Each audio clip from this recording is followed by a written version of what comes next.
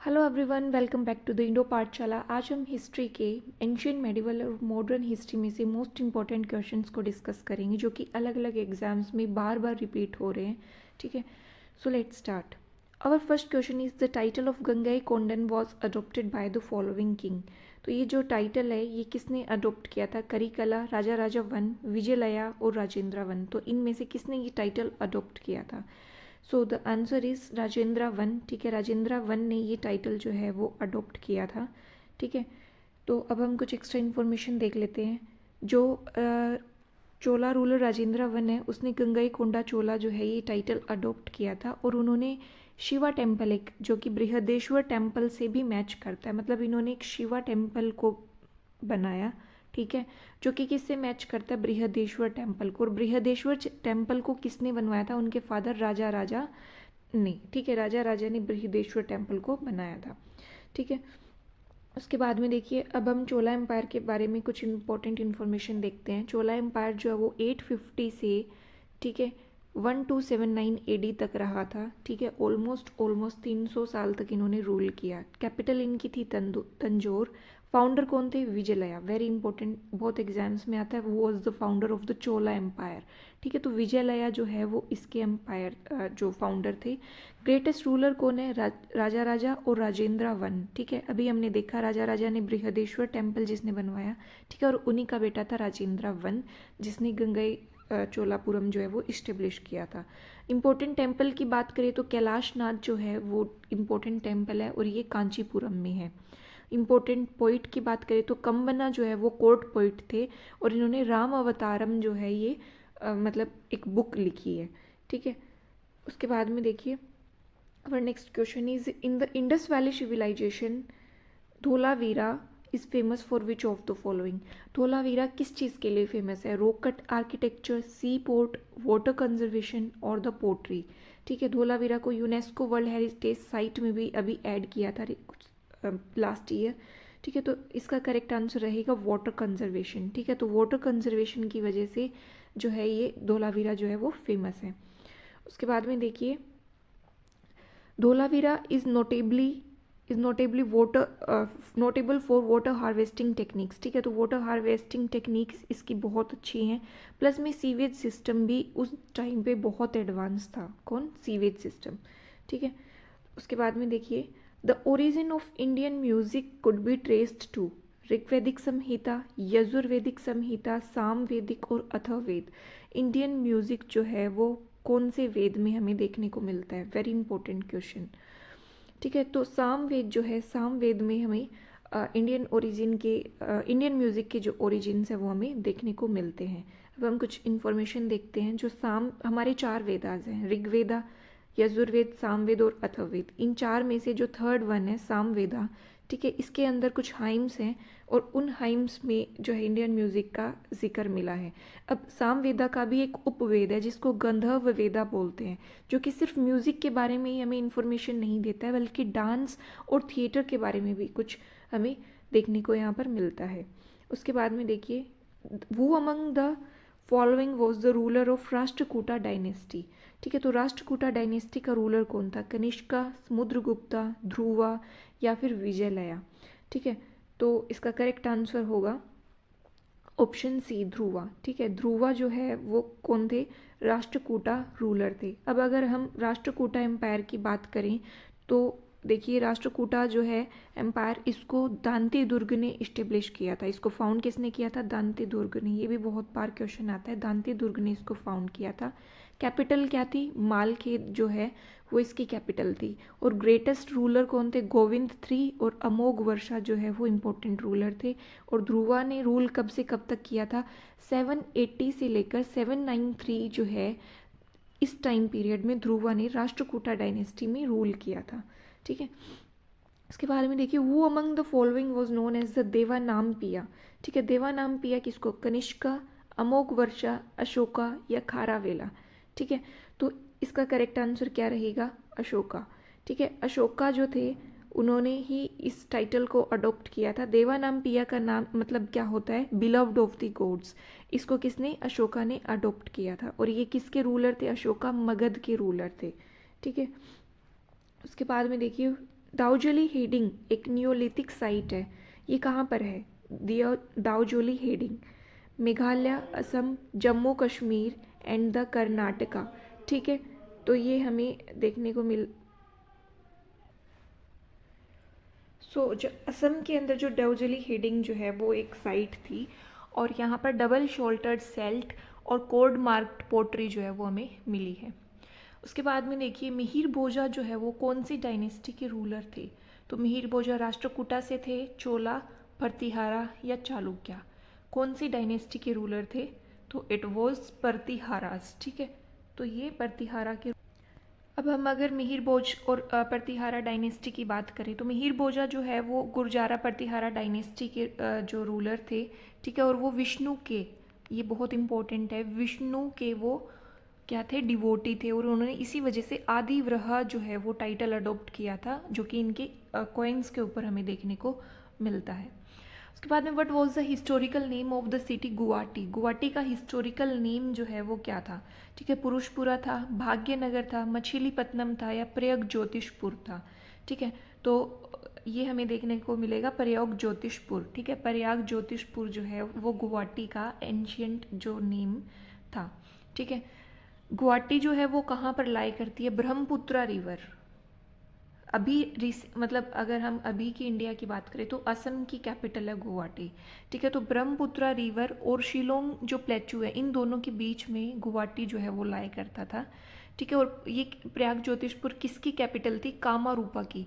दुर्जया और प्रयाग ज्योतिषपुर कामारूपा की ancient Capitals थी।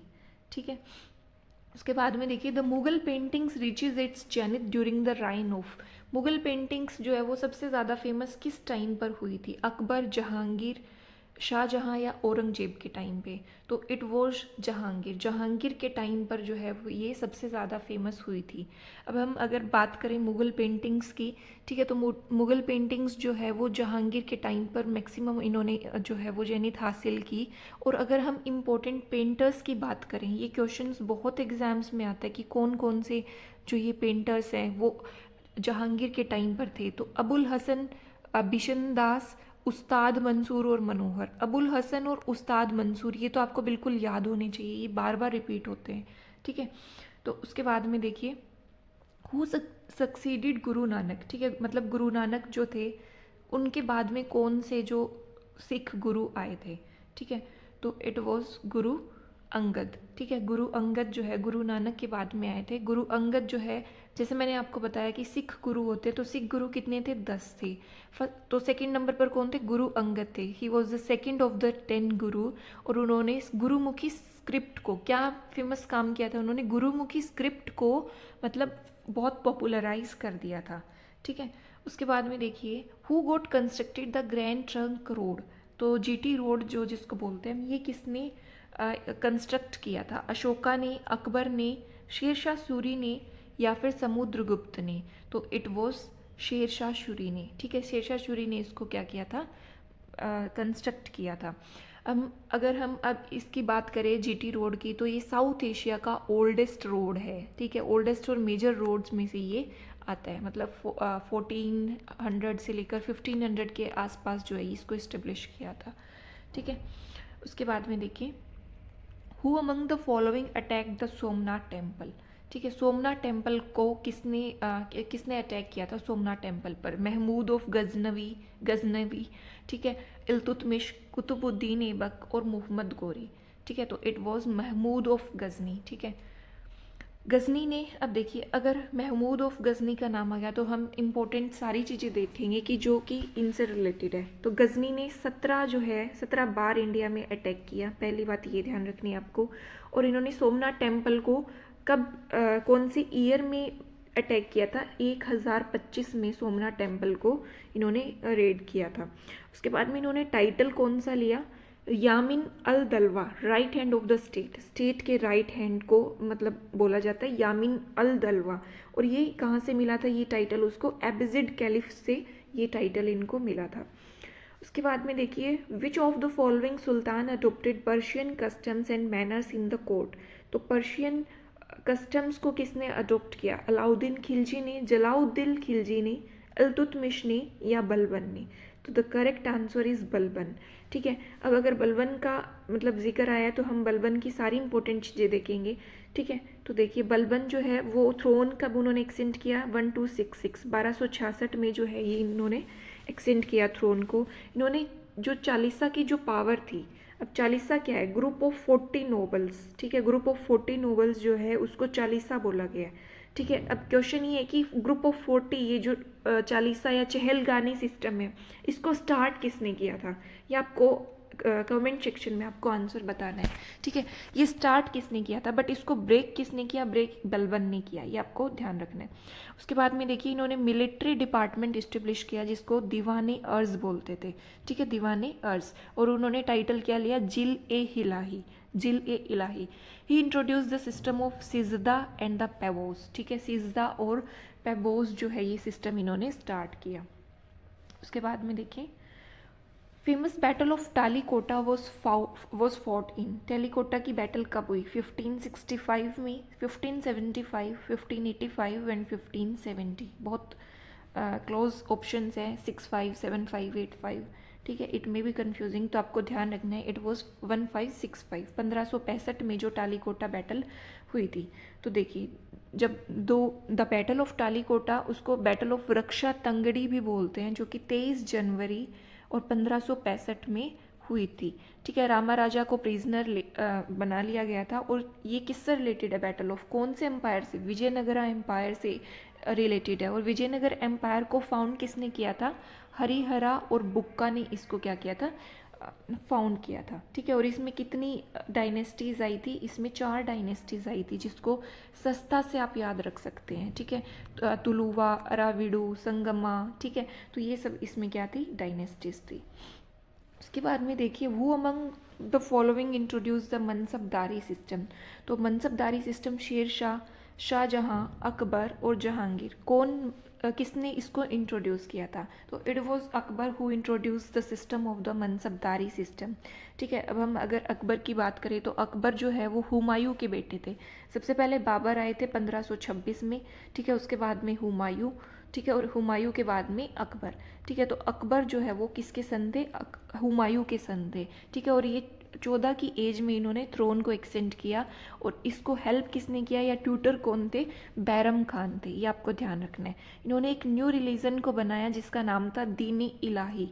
ठीक है, दीन इलाही जो है वो नया रिलीजन इन्होंने बनाया था 1581 में। काफ़ी बार ईयर भी पूछ ली जाती है। 1581 में जो है वो दीन ए इलाही सिस्टम ये लेके आए थे। बट उससे पहले मनसबदारी 1574 में, जो हमने अभी डिस्कस किया, वो 1574 में लेके आए थे। और यहाँ पर जाट और सवार ये 2 टर्म्स हैं, ये दोनों ही मनसबदारी सिस्टम से रिलेटेड है। उसके बाद में देखिए द सिल्वर कॉइन टंका वॉज इंट्रोड्यूस्ड बाय। जो सिल्वर कॉइन टंका है वो किसने इंट्रोड्यूस की थी, कुतुबुद्दीन ऐबक ने, इल्तुतमिश ने, बलबन ने या रजिया सुल्तान ने। ठीक है, तो it was Iltutmish. Silver coin जो है वो टंका जिसको बोलते हैं, ये इल्तुतमिश ने इस्टेब्लिश करी थी। अब हम इल्तुतमिश की बात करें तो इल्तुतमिश ने अपना थ्रोन कब ऑक्यूपाई किया, 1211 में। ठीक है, उन्होंने सिल्वर कॉइन टंका और कॉपर कॉइन जीतल, कोपर। ठीक है, कोपर से कोपर का को और जीतल का जी, तो आप कोजी से याद रख सकते हैं इसको। ठीक है, क्योंकि बहुत सारे कॉइन्स के अलग अलग नाम आएंगे जैसे जैसे आप पढ़ते जाएंगे। ठीक है, तो सभी रूलर्स ने अलग अलग उनको नाम दिए हैं, तो आप इसको ऐसे याद रख सकते हैं। उन्होंने इसके बाद में देखिए उसके बाद में उन्होंने इक्ता सिस्टम को ऑर्गेनाइज़ किया था। ठीक है, इक्ता सिस्टम को इन्होंने ऑर्गेनाइज़ किया था। और चहलगानी सिस्टम अभी हम डिस्कस कर रहे थे, तो चहलगानी सिस्टम भी इल्तुतमिश लेकर आए थे। So our next question is who among the following was known as the Zinda Pir. जिंदा पीर किसको बोला जाता है, औरंगजेब, शाहजहां, जहांगीर और अकबर, किसको बोला जाता है, इट इज़ औरंगजेब। ठीक है, तो Aurangzeb ascend the throne in the 1658। ठीक है, और उन्होंने आलमगीर जो है वो टाइटल अडॉप्ट किया। ऑलमोस्ट 50 ईयर्स जो है इन्होंने रूल किया। ठीक है, 1707 तक। तो इसकी डेथ कब हुई थी, अपनी डेथ तक इन्होंने रूल किया था, तो फेब तो 1707 तक इन्होंने रूल किया। और इनको जिंदा पीर भी बोला जाता था। जिंदा पीर का मतलब है लिविंग सेंट। ठीक है, उसके बाद में देखिए the Persian translation of Mahabharata done in the Mughal period is known by which name. ठीक है, तो जो महाभारता का पर्शियन ट्रांसलेशन हुआ वो उसको क्या बोला गया है, ठीक है, और वो मुग़ल पीरियड में की थी और वो किसके टाइम पे की गई थी। तो ये सब बातें आपको देखनी है। इसको क्या रिख्ता बोला जाता है, या रिसाला हक नाम, रज़मनामा, या साफिनात उल ओलिया, क्या बोला जाता है इसको। तो इसको रज़मनामा बोला गया है, जो महाभारत का पर्शियन ट्रांसलेशन है। ठीक है, तो रज़मनामा जो है वो ट्रांसलेशन है महाभारत का, और इसको किसने करवाया था, अकबर के राइन में। मुग़ल एम्परर जो अकबर है, इन्होंने बहुत सारी हिंदू से रिलेटेड जो एपिक्स हैं, पुराण्स हैं, ठीक है, उनको ट्रांसलेट करवाया था, और उन्होंने एक होल या रूम इस्टेब्लिश किया था, मकतब खाना।